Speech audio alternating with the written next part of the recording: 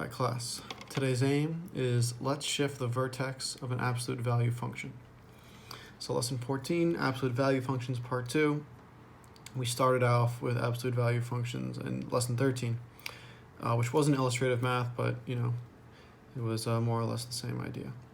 All right, so there might be some things that we're going to review at first, but maybe that's a good thing. 14.1, temperature in Toronto. Toronto is a city at the border of the United States and Canada, just north of Buffalo, New York. Here are 12 guesses of the average temperature of Toronto in degrees Celsius in February 2017. They give us a set of numbers, positive and negative, whole and decimal. The actual average temperature of Toronto in February 2017 is 0 degrees Celsius. Use this information to sketch a scatter plot representing the guesses, x, and the corresponding absolute guessing errors, y. So what they mean when they say absolute guessing errors is, here's the guess they want to get, right? 0. So we want to see how far all these numbers are from 0. So they asked me to make a scatter plot here, so that's what I'm going to do. So if I look here, I see 5 is my first input. That's my guess. And 5 is 5 away from 0, so that's where that point is going to go right there. 2 is my next. I'm going to cross it off after I'm done. 2, 2. This one's going to be a little different. -5, but since -5 is also 5 away from 0, it's going to be up here.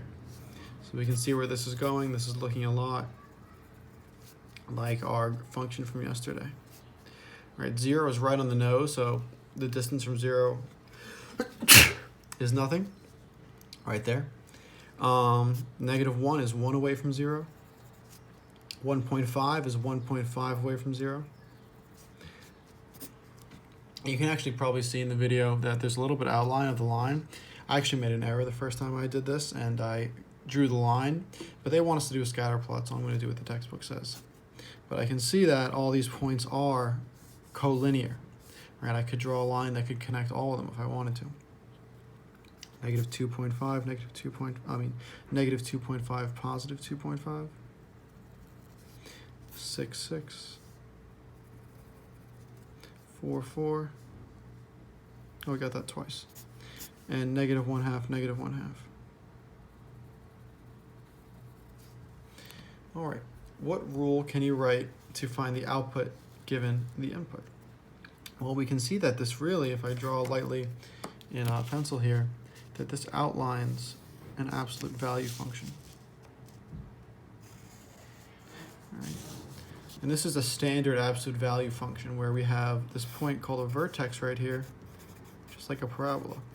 Right? And that vertex means the minimum or max. And that's right at 0, 0.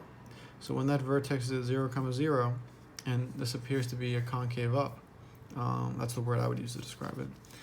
We can just define it as f of x equals the absolute value of x.